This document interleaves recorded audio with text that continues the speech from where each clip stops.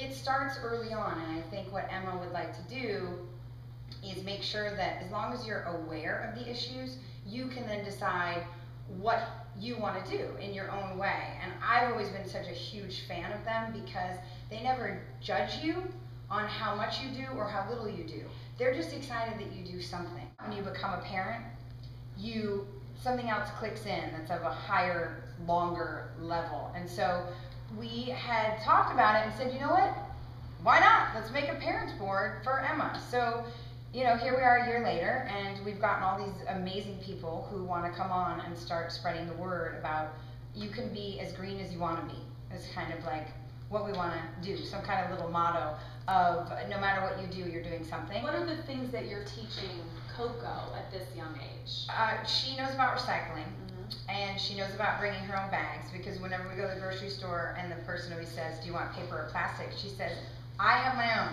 Which I love. I was like, I'm sorry, I didn't give her that tone or that attitude, but what she means is we have our own bags. So I've definitely taught her about that. We've been planting things. I've been trying to show her growth and that you can eat out of your own garden. You're doing something, I understand, that sounds incredibly original to me. Toys on eBay. All of them? What's the deal? Yes, I would say that 80%, if not 90% of Colette's toys have been bought on eBay. For some reason, older toys. It's also very environmentally friendly, but they have character to them that is lacking in new toys today. And I don't know, I just feel better. There's no packaging, one, and it's just, there's something about them. I mean, I like seeing them in the house. They give me fond memories. I take my toys and I either recycle them through to other friends so that my friends don't have to go buy toys, and their friends don't have to go buy toys. You know, I recycle all my clothes to my friends. Everything has about 3 or 4 lives. It comes back to me, then I give it to my next friend who has a baby. And also, it's cost effective.